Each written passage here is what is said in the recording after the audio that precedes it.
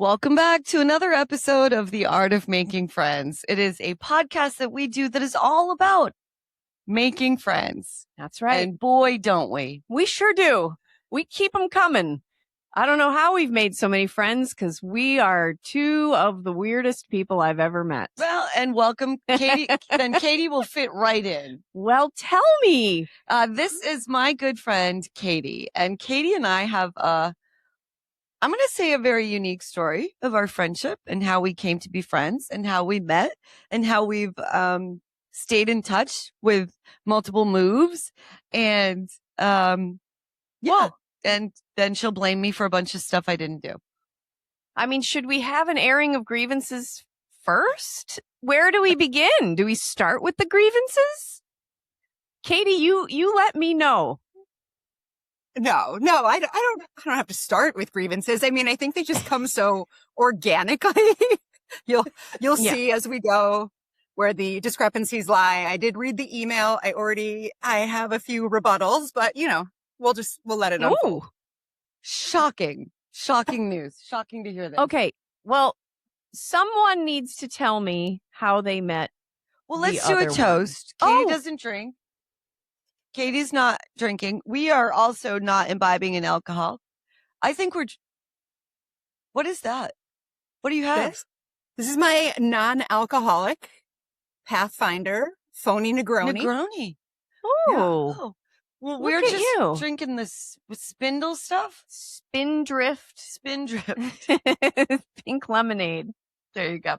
Okay, so let's see. I have a little toast. To my friend Kayte. Even though you have a list of reasons why we shouldn't be friends, our friendship is proof of synchronized destiny. We were meant to find each other, and we are better individuals because of our friendship. So let the rest of the world stay more confused about it than they are convinced. What? Cheers. Cheers. We'll get there, Erin. We'll get there. I'm confused.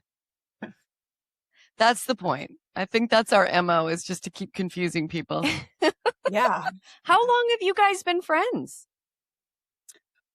So, do you want me to take this? Yeah. All right. I was trying to put it together because I'm like an A+ student, so I wanted to prepare for this. And I can't. So I'm going to refer to it as like in time, as in like BL, like before Lisa. Like I know there was a time BL. However, it just seems like she was there one day and has always been there. So I'm like, I have high school and then I have Lisa, and I know there was a time in between that you didn't exist. I'm going to say early 2000s. Yeah, I'm also not sure. I don't even know really who introduced us. I have a theory, but I'm not 100% sold that it is exactly the first time we met. Isn't it funny how both of us have very little recollection? Well, I want to hear what's your story and what's your story. Did somebody introduce us? I think I binged your show on the way to Canada. My husband was blessed with 5 straight hours of you guys talking. My condolences, Mr. Kayte. I did the megasode and then straight into, I think it was Janelle. We just did that. So the whole time I was trying to think. So this is what I have, Lisa, and you tell me if this seems right. I think that we met at Selena's party on the terrace. Do you remember her annual party? Okay. Yes. We were in her backyard. So my first, cause I was remembering the time that we got invited over, which was like the first real, obviously I had to meet you for you to invite us there. So I was like, how did that invite start? I think Chris was interning at the radio station and met you. Maybe. I don't know, but Selena worked at the radio station. She was our promotions director and stuff. Yes. I don't remember which station you worked at, but I think Chris was interning for The Edge and maybe like one other station. And then like met you there kind of loosely. And then we all went to Selena's annual like party on the terrace because she lived on Magnolia Terrace. And I think we started playing beer pong. Like I was just going to say we played beer pong. Yep. it was me and Chris and you and Chris. Yep. And then I think you were like, you should come over sometime. And that's all I got. That's what I think the story is. That's pretty much how I do things. I'm just like, hey, Tracksuits. I like you. You should come over. That's it. I see people I like. I hung out with people I like. And then I just invite them over and the rest is history. Yeah. So should we tracksuit. go with that? Yeah. Does that seem legit? No, that's definitely it. So as soon as you said Selena, I remembered the party and remembered us playing beer pong. Yeah. Okay. And so then So you invited her over for a play date. I invited her over for dinner. Oh. Her and her husband. And but they lived very close. No. So you convinced us to move there. Oh. Like What? we were looking for houses and you said, you should come check out my neighborhood on Lake Ave. And there's a couple of houses for sale around there. And then you started like scouting houses and decided we were going to be neighbors. I am very helpful. Did you become her neighbor? Yes, I did. Oh, well, then you're just as crazy as she is, my friend. My new friend, you found your level of crazy. No, absolutely. It was, I was listening to your guys' episode, your megasode, and I was dying because I was like, oh, okay, she does this. Like she just rolls in and love bombs you and you just don't even know what happened. And the next thing I was like, yeah, I do want to buy that house that's 0.7 of a mile from your house. Like, what a great idea. So they did. So we did. Yeah. It was a really great house. I mean, in my defense, I was So what? scouting out some, great. It was a great property and the neighborhood was great. Fantastic. Okay. So Yep, then it's a I good deal. invite her over for dinner. So you Mhm. bought a house next door before you went over for the play date? I can neither confirm nor deny anything you are saying, but I will go with whatever sequence of events you want to put together. Yeah. So you guys were living just down the street then. You bought the house and we were friends. And then I invited them over for dinner and there was an issue. Oh, immediately? There was some There was a hesitation. party before the dinner. The party, I think, was before the dinner. I don't I know. had a lot of house parties at the time. Yeah. Okay. lot of I had a house lot of, I parties. like to entertain. I had a lot of house parties. So Yeah. you guys came to that. Yeah. I don't know. And you went to the house party and you saw something that you were concerned about? I was. So Lisa and Chris, her ex-husband, husband at the time, they're a unique type of person, as you know. They are Yes. they're extroverts in every sense of the term and intense. Lisa's an intense friend. Triple? Would you call them triple extroverts? Is that what you would was call an them? unfair setup. So we thought they might be triple extroverts. I can go with this vernacular here. And we just really one picture on the refrigerator, and all of a sudden we're into pineapples. Well, I think there was also okay. So I also don't want to throw too many people under the bus. So a person who was also an employee of the radio station at that time, happened to, I don't remember, I remember the particulars, but basically there was a person that y'all had from the station that was like super like annoying and never knew when to leave a party and like was too much. So they decided that this particular party was couples only in order to avoid the awkwardness of having like the one guy who like never knows when to leave. So they invite us to this couples only party. That And looks then we bad. get there, and they live on this, like close to like downtown Troy, but actually weirdly, even though it was only a couple miles, kind of like slightly becoming countryish road. And I think Chris was trying to be a responsible adult and homeowner, probably for insurance reasons that I didn't realize yet. And because they do really like to party and well into the wee hours, as you know, they were collecting people's keys as they arrived in a bowl. No! I mean, So what do you think people are going to think? So, in my defense, I didn't know putting fucking keys in a fishbowl was ever a goddamn thing. That's how not a swinger I am. I didn't know that doing that I had no fucking clue what a fishbowl party was. Why did you have a fishbowl? Did you have fish? It was just a bowl. It was just a bowl. It wasn't an actual Okay. fish bowl. It was like a mixing bowl, like a kitchen bowl. But We thought we were being like safe. Yeah. Honest to Christ, had no idea. I had no idea So what putting keys in the So fishbowl the meant. bowl comes up to you and your husband, and you say what? so Oh, they put we their were- keys in. He had the keys, first of all. He had the keys. So the keys were immediately in the bowl because he was like, I'm not sure. This warrants further investigation. And I was like, I don't know that I love this mystery for us because now we've turned over our keys. But luckily, it's a 7/10 of a mile walk home. No, I don't think we lived there at the time.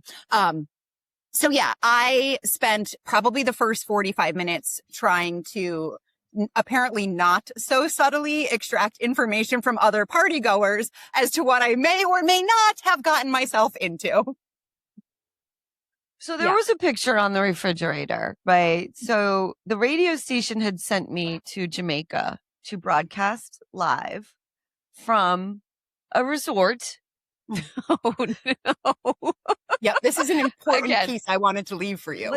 Little Miss Naive over here. I didn't even know what I was getting into when I went to Jamaica. Nobody was more surprised than me.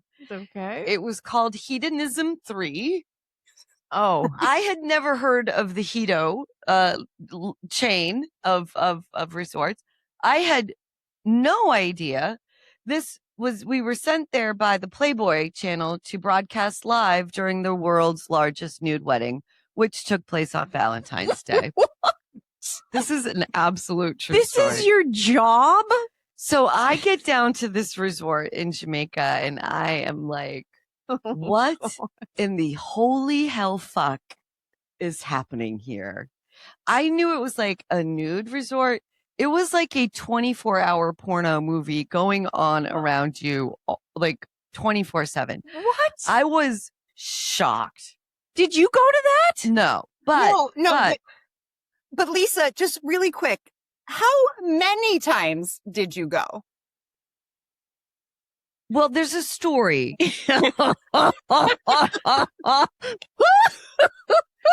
I won a free trip to go back. Swear to God. You joined No. their porn raffle and won a trip. This is really not playing out in my favor. So Chris and I, my first husband, right? We went and because he went down with me. Yeah. I wasn't going without him. So there was a picture of us that was taken at the resort. That was a good picture of us with our clothes on the refrigerator. Mm-hmm. And I mean, I think everyone knew that wasn't taken in Troy. And we're like, oh, that was taken at, Hedo. So there was an assumption there. But on Valentine's Day, after we talked about the world's largest nude wedding at Hedo, Chris and I went to the entertainment place where they were doing, shows. And they played like a newlywed game, right? Where they'd take your spouse behind and you'd have to answer questions. Mind you, Chris and I are not even married at the time. We're not even married yet. And so they take Chris back and I answer the questions, and then they take me back and he answers the questions, and we won A free trip. and the prize You go back. was a fucking To Hedonism 4? So I mean, what are you gonna do? Turn down a free trip to Jamaica? Not me. I knew it differently now because I knew what to expect, and I knew the places where you could go to get away from the porno, Oh my the lord. live porno. I was ready to leave by Wednesday of that week. Oh. I would like my stomach was starting to turn with the shit that I was seeing, and I can't. I'm on the radio. I'm doing the morning show in Albany. I can't talk about any of this. Right. Yeah, Well, anyway, one random picture of me and my boyfriend at the time on the refrigerator from Hito, and now everyone thinks we're fucking swingers. Yes. Okay. So that, now I do remember. At the party, you invited us over, either for dinner or drinks or just to come see your house to check out the neighborhood. We were there for a short amount of time, saw the picture. That's also when we realized we were kindred spirits with our paint colors, which enticed me to come back to the potentially swingers party that turned out, in fact, not to be a swingers party. And there we go. Story one. That's a wrap. So Kayte does come over for dinner, and she walks into the kitchen and she says, "Oh my God, is that Drumbeat Red?" It's the paint color of my kitchen. Oh, The exact name Drumbeat Red. of the paint Yes. color, which Yeah. also Wow. happens to be the color of your dining room. Mm-hmm. Yeah, it's a very specific paint color because I'm a control freak and like Lisa's a painter and artist. I am not, but I work in fashion, so I'm also like really deep into like colors. And I wanted a red dining room, and I went through probably 200 paint swatches before I decided that this was the only, and still to this day will swear by, perfect red paint color. And walked It into really, Lisa's truly house, is. and I was like, "Oh, that's exactly the same color." So now we're friends. I don't think the Chris's believed us. They probably thought one of us No. was just humoring the other until Lisa pulled, because I said the name, and then Lisa pulled the swatch out of the drawer, and it was Bear, by the way, not Glidden. Discrepancy number one in your notes. Sorry, Glidden makes the replica now because Bear doesn't make it anymore. All right. Oh, Accepted. I'll fun accept it. fact. Yeah. So Yeah, Glidden and- now has taken the color code, and they can make the And replica. now the Chris's, I'm assuming, refers to your former husband and your former husband. Yes. former yeah. husband. Yeah. The Chris's. You know, we Yes. had some parallel Got things happen. I see. Yes, I'm catching on. Yeah. I'm catching on. Okay, so the Chris's and the paint. Now, at the time, were you working in radio as well? No, You weren't. No, I Running a bridal think- shop. Okay, in Troy? Yes. No, in Albany. Yeah, Albany, Guilderland. Yeah, couldn't be further from the cool like thing that she did. Yeah, I hear you. So I somehow incorporate her into the neighborhood. Yeah.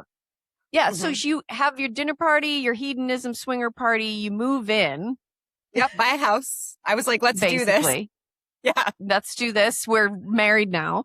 And who knows what's going to happen with the Chris's. We are now betrothed. yes. I don't know. We just really became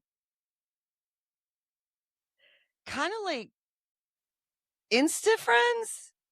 It was Drumbeat Red was like the moment that we were Yeah, both like, oh shit. I don't remember the time BL. Like it just doesn't. The memories, the places, the bars, the shows, like they don't exist pre that. I didn't live there long though. I only lived in that house for like a year before I sold it. Yeah, and 'Cause I during got that divorced year, I first. do recall walking 7/10 of a mile and reminding you to eat, shower, and bathe, and clean up your house. with a rolling cooler, a cooler on wheels. There was a time where Kayte was going through some shit, and and I was 7/10 of a mile away, I and could required drag some my cooler. supervision. Yep. Yeah. Yeah, sometimes you do. And it's good to have a friend to be your chaperone for those times, for sure. And maybe that was foreshadowing for me,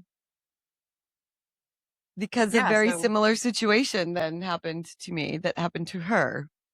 I have a suspicion this has to do with the Chris's. And Yeah, it I was moved like, to Albany, which wasn't far, and we still saw each other all the time. Then, my life became a funny little TV show because I lived with my like gay other best friend. So it was always like, a nice little trio of characters to go out and about and explore the world and do the things. and we did Yeah. Nice. like Three's Company almost. Yes. Yeah. But like Jack Tripper was really gay. Yes. Yes. Our Jack Tripper was and gay. none Yeah. of it was acceptable for television. When that Chris falls away, you still have Lisa. Oh yeah. Yeah. Oh, for sure. Yeah. Yeah. There was- Again, like There so was like, we didn't work that out in the divorce at all. That was just, there was never a question. it was an, Yeah, it was a there known never- fact. There are never any questions about that. It is a known fact who gets who in the divorce, in Mhm. the friend group, always. There's just unspoken rules. I swear, because similarly, when you had gone through your divorce and you were also moving and Yeah. we had different phone numbers and all that stuff, we had heard some stories coming our way, and Greg and I had left Albany. We were moving to Rhode Island and New York separately, and we were hearing some noise and we're trying to compare notes. And I finally just said to Greg, I don't really know what the outcome here is, but you do know I get Lisa. Like, I don't care what happens or who you're talking to or what's going on, but them's the breaks. Yeah. You know, Yeah. things settle to where they need to be. But there was nothing was ever going to break the bonds that Katie and I already had. Yeah. It was Yes. there. It was like, it just wasn't before, and then it was. And then Yeah. we just never looked back. Yeah. And that's, I don't know, maybe that's how my friendships go. Just like, well, when you're my friend, you're my fucking friend. And we just have Well, I do think that it takes, there are different friendships. Some kind of develop over time, but generally speaking, my best friends, it was, the ones that I can really break down and just be, the mess of myself that I know me to be. Those are the people that I knew were going to be those friends instantaneously. I mean, it was just as powerful as falling in love, for sure. But it was definitely like oh, well, this is just now who's in my life now forever, is the way that I felt about all of the friends that I've made like that. and maybe I'm just like a Klingon, I'm like a little thing you just can't get off. In the best way. Who doesn't love a clingy thing? Well, I think too, it was like instant fun, right? Like, so you met, Right. it's fun, everything's great. Lisa's the easiest person to get along with. She's gonna like make sure you're having fun. She's gonna pull you out of your shell. I like you, not as much as you. I don't want to compare myself to, oh my gosh, the tissue issue. I was like just dying. But anyway, I'm not going to pretend that I'm like a doctor and a pathologist, but I didn't have as much time because I also always worked weekends. So my time was like, when I did have time off, it was really like limited. And it was like, I want to spend this time with Lisa because I know she's going to maximize it. Like every moment is going to be like a week and it will hold me over till like the next one. So I think you have all that great stuff to start with, but then with the two of us, we had so much real life happen so fast too. And that's when right? Like either the person immediately is going to be like, no, you're just a playmate. You're not a friend, right? I'm going to bail because this is heavy. Yeah. Or like, I'm going to show up and it's going to be like, now it's going to be like a little ugly and kind of like a smelly Russell Sage college sweatshirt and, some hair that needs to be washed. But then you go through like the real stuff. So you get this substance right away too. So it's like this intense amount of substance and this intense amount of fun. And there's no way that you're ever going to walk away from like that solid of a combo. And you know what? For me in those moments too, like there was no question in my mind, like to be the substance provider, like, or to be that person that you needed in those moments. Right. Like for me, there wasn't like, oh, I just met this girl and maybe, no, I was like, no, that's what I'm doing. Like, that's what I'm doing because I love her.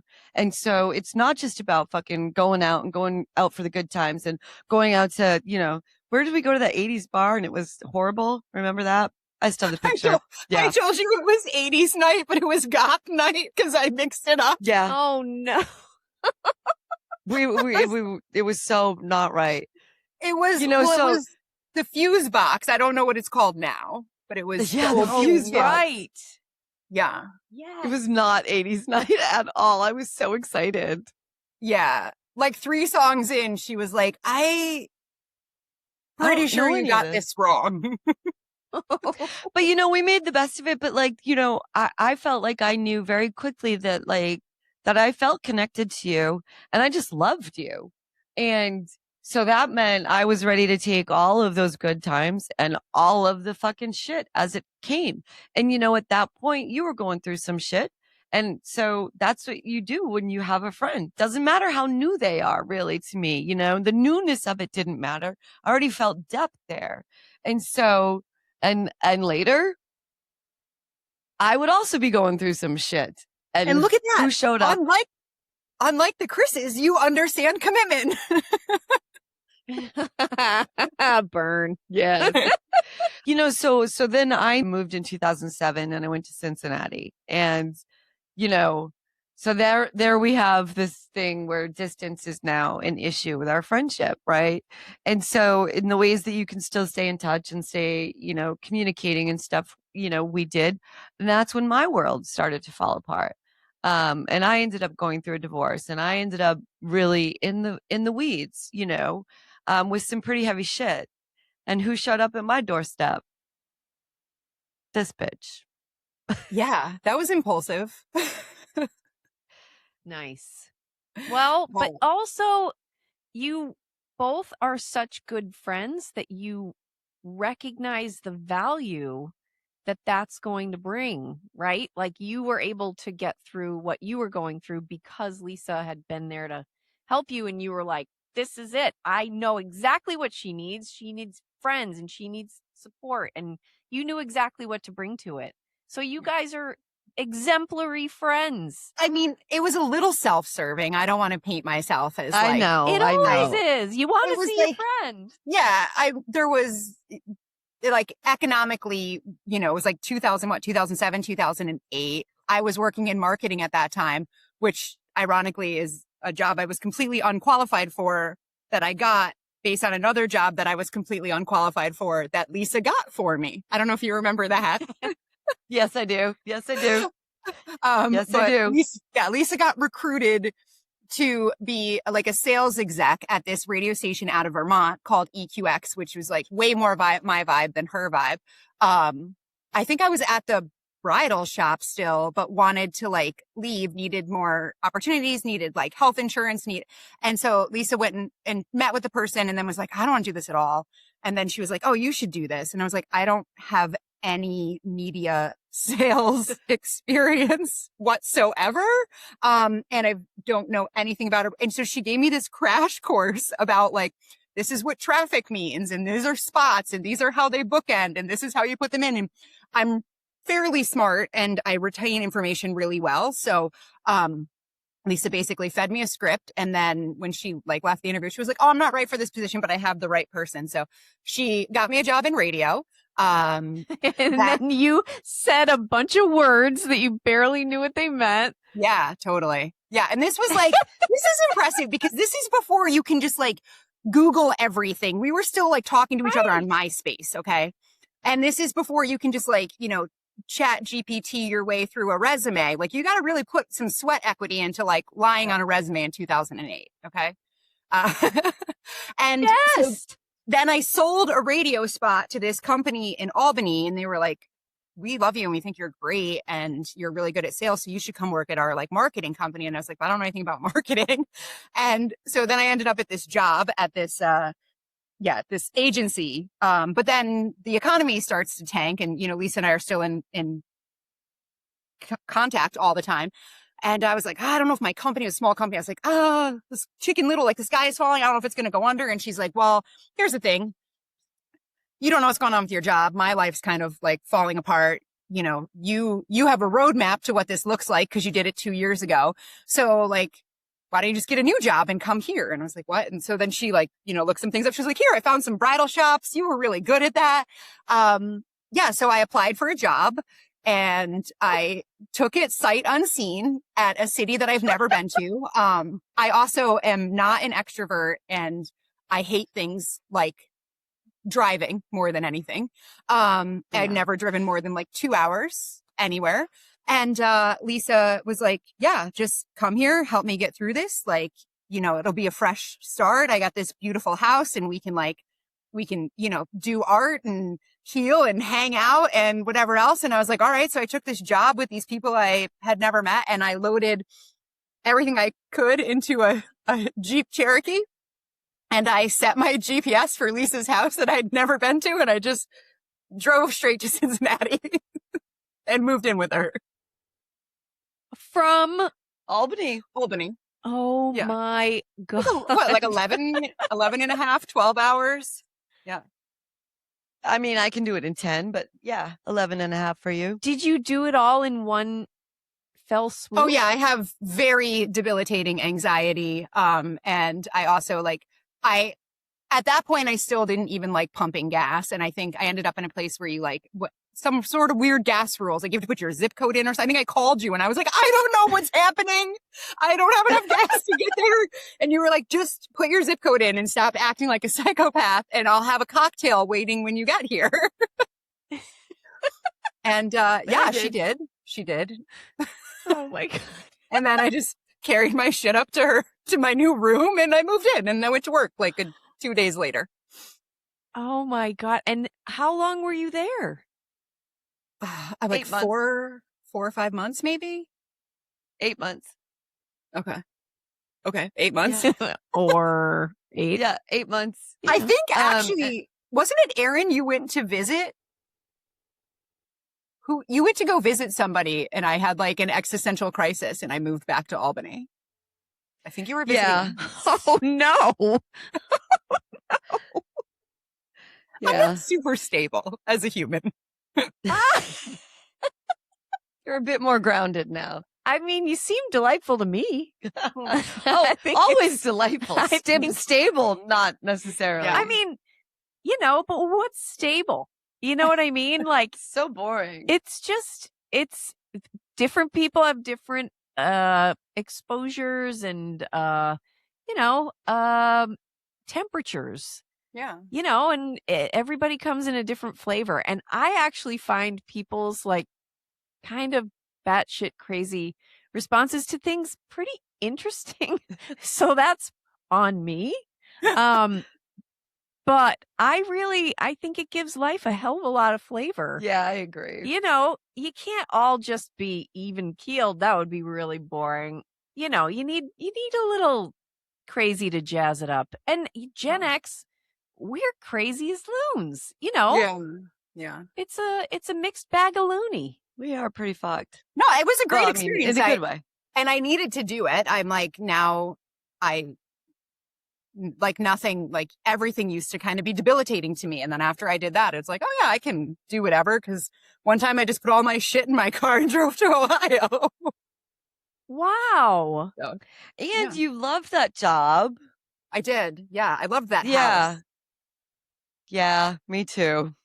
Yeah. Wow. So why did you leave? That really Cheers to shifted, Park Avenue. shifted place your was amazing. perspective. Oh, cheers to Park Avenue. Yeah, that was a great house. I mean, unfortunately, I was, I was a boy. so it was a lot of just pressure. And Lisa was normally around to balance the pressure at that time in my life. And probably to some extent now, I still would succumb to pressure pretty easily. I can turn into a people pleaser faster than I want to. And not wanting to like disappoint. And so Lisa was usually right there to kind of balance the manipulation. But then, you know, Until one time I wasn't. She was there for like 8 months. Through that time, that was my 40th birthday. So you were there for that. She fell in love with my dog, Anthony. Oh. I know. And also, you know, had some good personal growth that she needed. In the meantime, her leaving was literally the tipping point for me, into the abyss. And then you were back in Albany with Johnny. And so I felt a little bit of a disconnect there for us in that time because I was in such a different place and you were going to get married to this guy. Yeah. So, yeah. So we were, you know, in that place we were, yeah, No. I know. Yeah.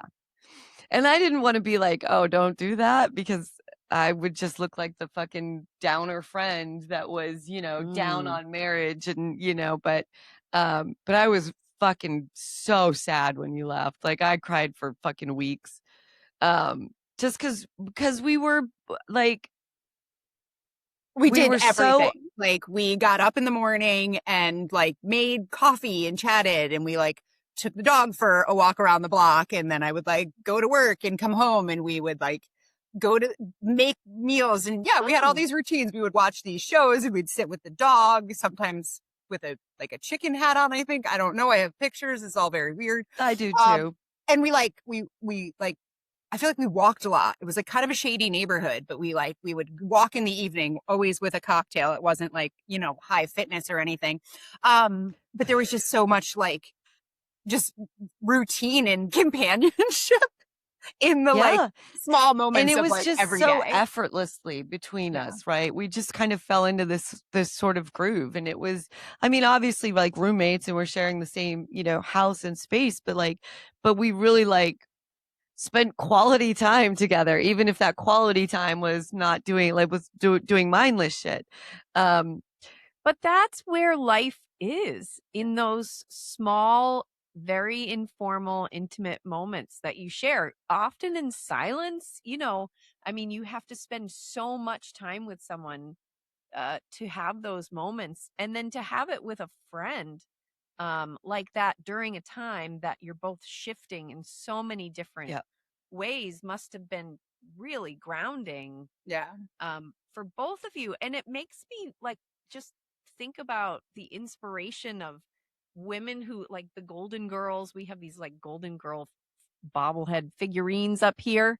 That is probably the future of elder housing, is you're going to have friend groups who band together and offer each other companionship And serve as the primary source of that. You know what I mean? Yeah. And I think Cece in her episode talks about that, about, our generation isn't so hell bent on looking for a spouse when you can find that same level of a soulmate in your best friend. Yeah. And I think that we had that very naturally, that Yeah, very effortless sort of, yeah. We had an epic thing going there. It really was. When I look back on it sometimes now, I'm like, man, just, yeah. It also helped too. I mean, when people talk about roommates and stuff, like we weren't super young, right? So we had already been through real shit. So we weren't going to be like having like petty 20-some fights. We were older. Right.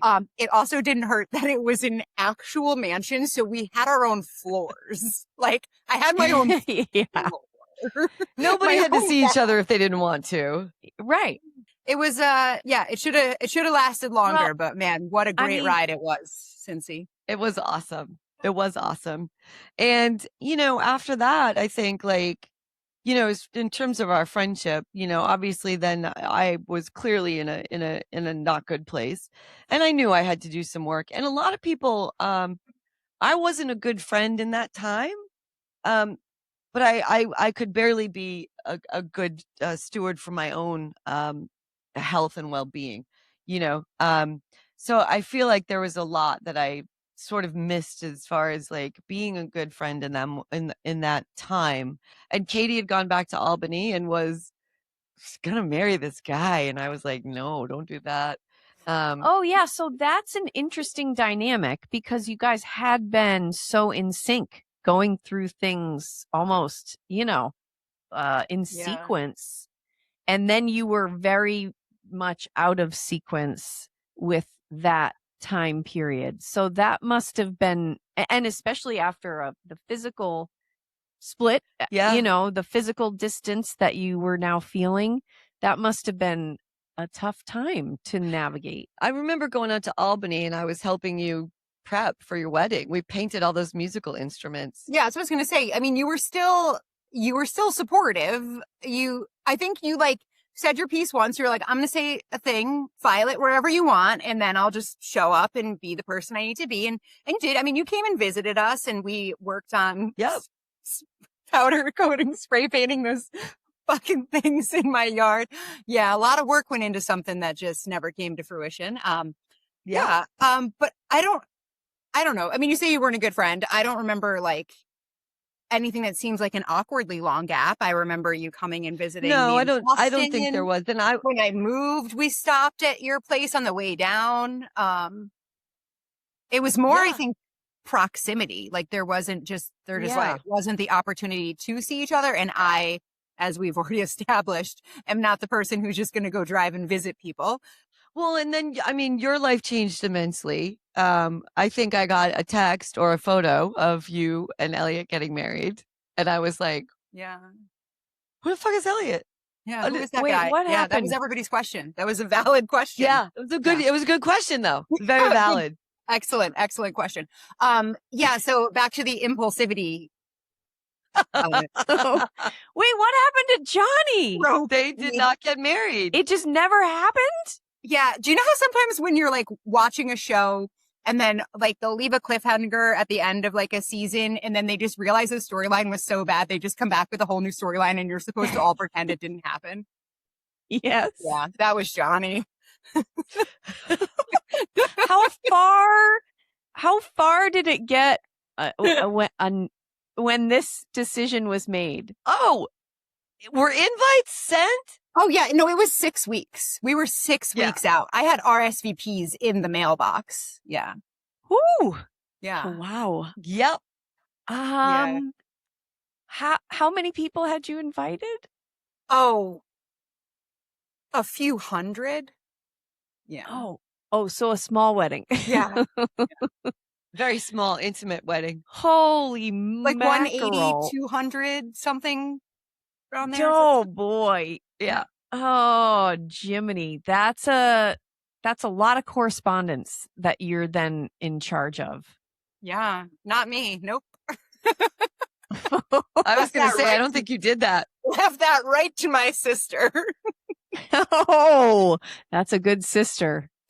Yeah. Well, you got to pay your dues And somewhere. then, wait, so how long was it between that and Elliot? Because I remember you saying like, "Oh, there's this guy. When he in Chicago, Yeah. or is the brother of somebody?" No, there was like a couple of years, I think, a year and a half, 2 years. Okay. That what the time frame that was condensed was the meeting to the eloping. That was about 3-ish months. Yes. Yeah. Ish. So I think I we had met in heard the name Elliot once, and then the next thing I got was the wedding picture. Yeah, which everyone was mad about because I just posted it on social media because I knew the backlash was going to be intense. So I was like, let's just rip off the Band-Aid and tell everybody together. Yeah, so we met in October and then we eloped on New Year's Eve. Wow. So, yeah. Well, it's worked out for you.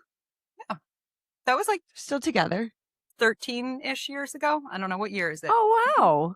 14 And years now ago? they have 2 kids, Yes. Mm-hmm. 2 friggin' awesome boys. Well, then it sounds like you made the right decision. And then they Yeah. moved to Austin, Texas. And then Biello had to come out and visit. Mm-hmm. So, I mean, like, even though life was taking us, in these crazy different directions, we were still very connected. And Elliot just had to then put up with me, as like I kind of come with the package. No? Both times I moved cross country. I drove our route to stop in Cincinnati on the way out to Austin and on the way back. And anytime that I'm driving through or like back to New England or anything, I stopped when you were in was Rochester? Rochester. Oh yeah. I would always like try to plan it so that Kayte was my night somewhere to not have to drive, 14 hours straight through. So, and of course, staying in touch now with social media and texting, it's a little bit easier, but she has 2 kids and that's crazy. Yeah. How old are your kids? 7 and 10. And I would really like to meet Janelle as well, because my number one goal, which I actually say to people all the time, is I'm just trying not to raise assholes. And they're well then I mean, you and everywhere. Janelle would get along famously. You and Janelle can start an offshoot of That's this right. called The Art of Not Raising Assholes. Wow. So Elliot won in the end, huh? I mean, if this is the prize, that guy sure won.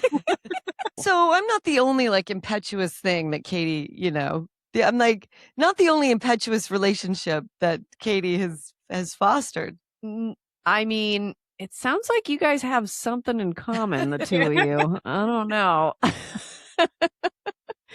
There's one relationship that I didn't even know that Kayte had because I felt Kayte comes from a very large family. Mm-hmm. How many? There's 5 of us. Yep. Oh, because we have to end this with the toast so that it makes sense. But the quote. Let's circle back. Circle right back. Yes. So I'm the youngest of 5, and I don't have a very close relationship with all of them, or don't at times. And so Lisa was aware at first when we met of my one brother. He was a big fish in a small pond in Albany. So everyone kind of knew him. And then slowly I had a sister that entered the scene, and Lisa accepted that as fact. When she surfaced out of nowhere in like season 4. Yep. And true. This is all true.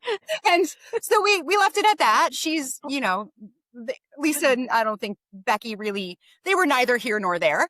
But so one day when we're on an episode of Three's Company, after I had sold the house and moved into the apartment with Jeremy, my gay best friend, Lisa and I were out one night, really tying one on, and the bars don't close till 4 in Albany. So, you really can really get somewhere on a night of drinking. And we get back to my flat, my walk up, and we're going up the stairs, and we're like laughing and we're falling, and I don't remember what the story was. And Lisa says something, and I was like, yeah, she says something ridiculous. And I was, again, can't remember what it is right now because we can't remember anything about our friendship, but I just remember being like, that's what my brother Jeff always says. And she was like, you're so drunk. Your brother's name is Dan. And I go, I'm not talking about Dan. I'm talking about my other brother, Jeff. At this point, we're probably a good 7 years into our friendship, I would say. And I feel like I found out about the one sister, Michelle. Yep. Yeah. So that was a new one, at year 5 or 6. Yeah. So I thought I had really gotten to the bottom of the whole sibling, thing. It was just like, she stops all mad, and I have this crazy neighbor downstairs, and I'm like, shh, like, you can't, like, Laura is gonna call the cops. She's so crazy. Like, and she was like, no, we were talking about this right now. There's Danny, there's Becky, there was that sister I accepted that showed up years later. I believe her name is Michelle. Who in the hell is Jeff? And I was like, Jeff's my other brother. And she just goes, I'm much more confused than I am convinced. That was like the absolute end of the story. And that phrase, I'm more confused than I am convinced. Like, it works in so many beautiful areas. Like, it's stuck with us as being.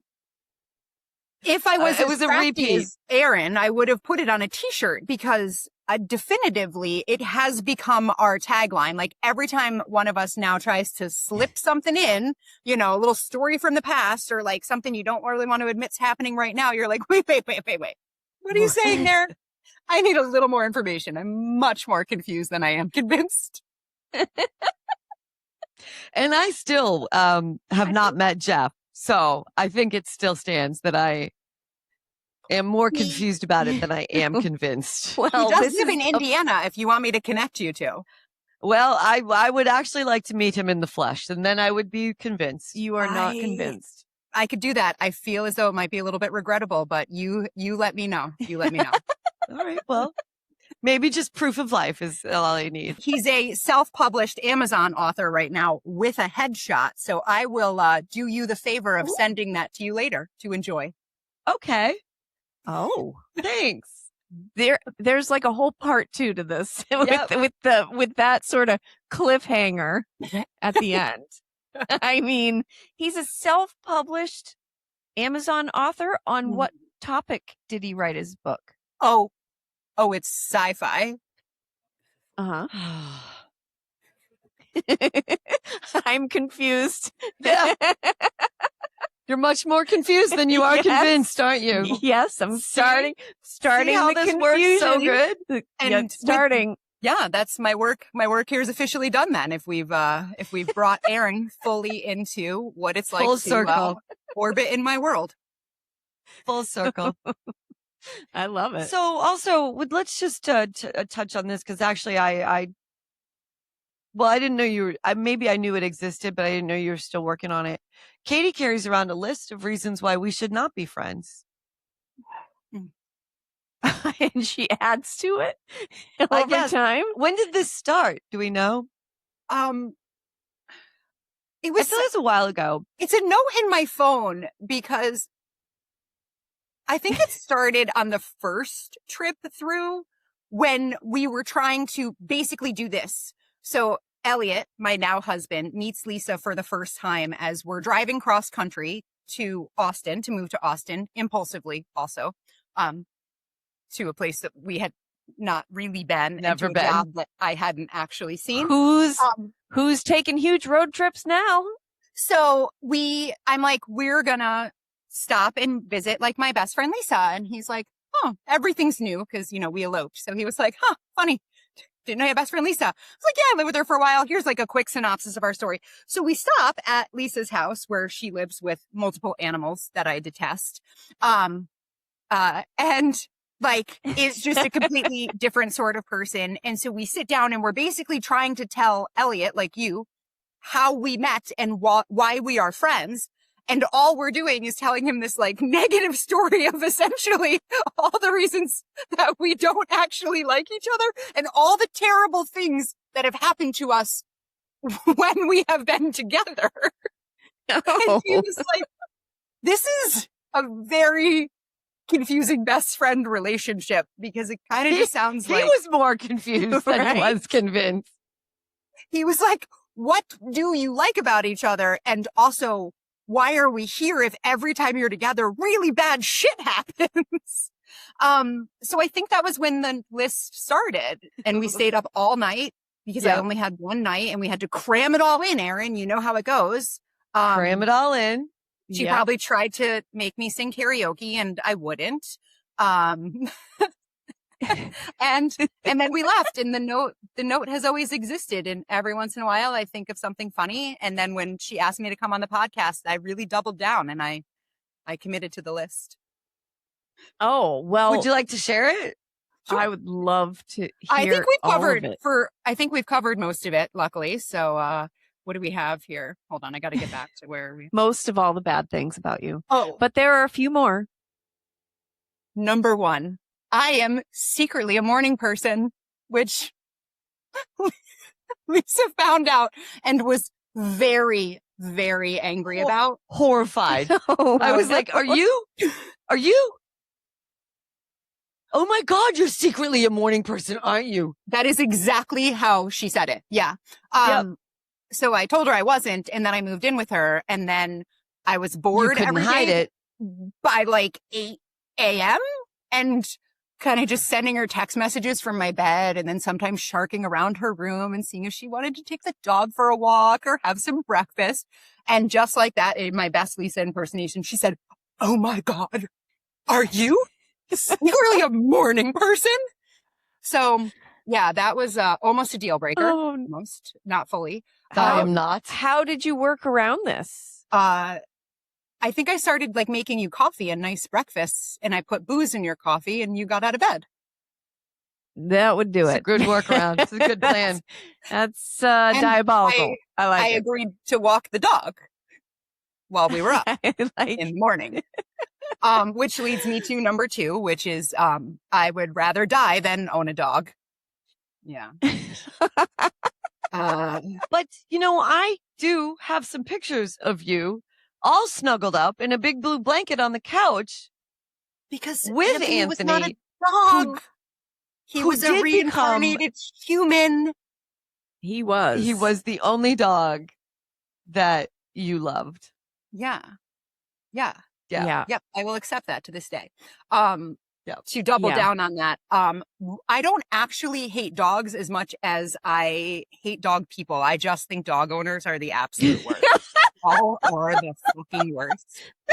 You'll bring your dog to a bar on a patio and take it off its leash and like let it lick me and try to eat my food. And then y'all are the first people to complain on a plane when someone walks in with even a sleeping baby. You're like, oh my God, a baby.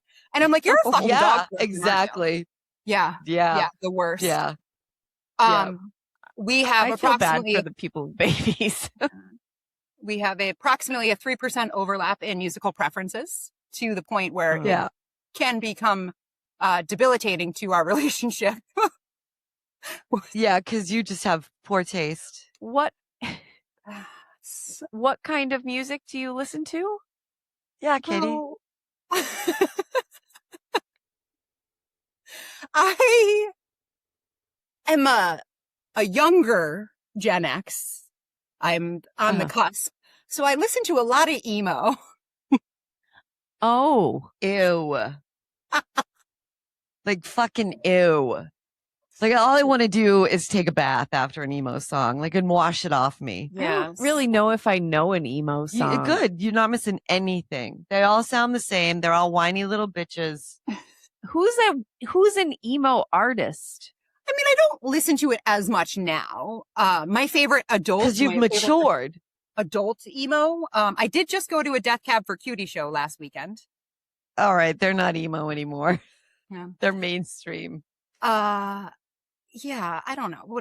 I still listen to a lot of Brand New. You hated that one, definitively. Oh, they're terrible. Yeah, no, love him. I actually Taking Back Sunday. No, I don't listen to that. I did go to a Saves the Day opens up for Thursday about 3 months ago. Ugh. What? This is like, I don't even understand what you're saying to me. Yeah. Yeah. You don't want to know. You don't. Yeah. I'll play you some. Okay. Yeah. Is it on the Wheel of Awesome? No. They don't even have an emo category on the Wheel of Awesome. Okay. Well, So there's a reason there's why. some data there. Yep. Go ahead, Katie. Finish your list. I do not sing karaoke, and I am actually really offended when one weaponizes karaoke. So there's that. Weaponized. So it was my going away party. I could do what I fucking wanted to do. And I chose karaoke. Mm-hmm. Well, I mean, but do you make her sing? I did not. I made That her was not cry. the weaponization. That was not. The event in and of itself was not the weaponization. She did choose a dive bar, which was For great. my grand finale, Yes. I chose to sing karaoke. John Denver, I'm leaving on a jet plane. Don't know when I'll be back again. Oh, that just actually gave me the douche chills. I just got douche. Did you see me shudder? I just got douche chills. So I finished the song and I look and Katie's nowhere to be found. And I'm like, what the fuck?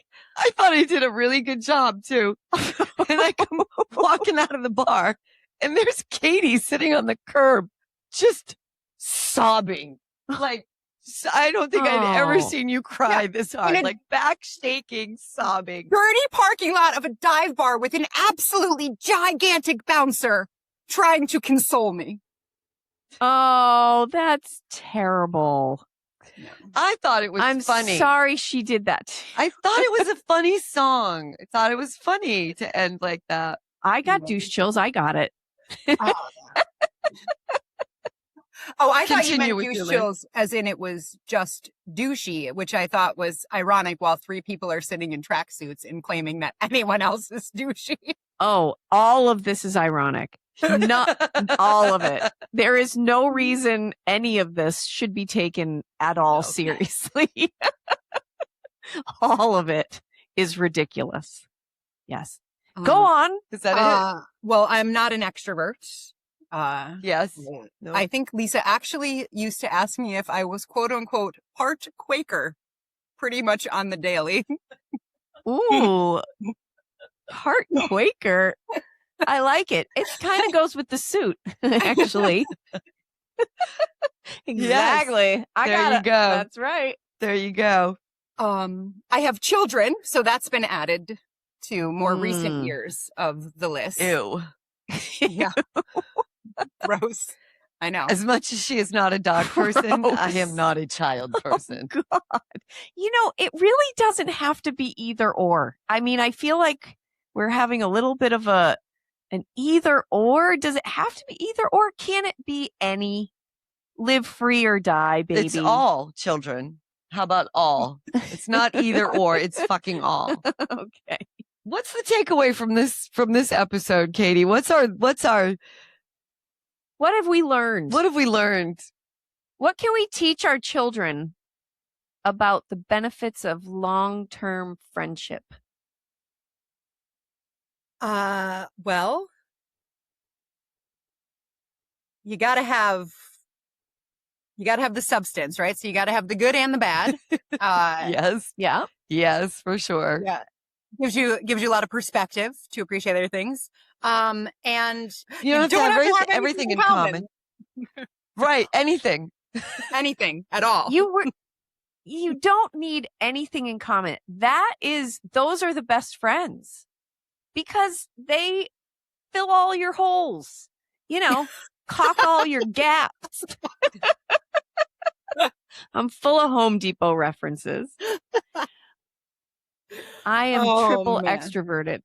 Well, and so to that end, like I can truly say, and I hope Katie feels the same way as I do, but like I have like a deep soul love for this woman. Like it's not a superficial friendship.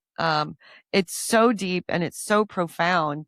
And those things that we have shared with each other, that we've gone through with each other, the way that we showed up for each other, the times when it was, despite all of the things like that, I'm not a morning person, or she's a morning person and I'm not, or, the kids, the dogs, all of the things that, we do have that are different, but the bond is really truly like that. The bond is greater than all of those things. Like I would fucking die for you, Katie. I mean, I'd jump in front of the train. No questions asked. So that you can have this really profound, deep, soul kind of friendship with somebody that maybe on paper doesn't work. Yeah. We know how to show the fuck up. I mean, that is what it Yes, we comes do. down to. Like good, bad, other, like fun, ugly, like anything, like we will show the fuck up. Yeah, that's what it is.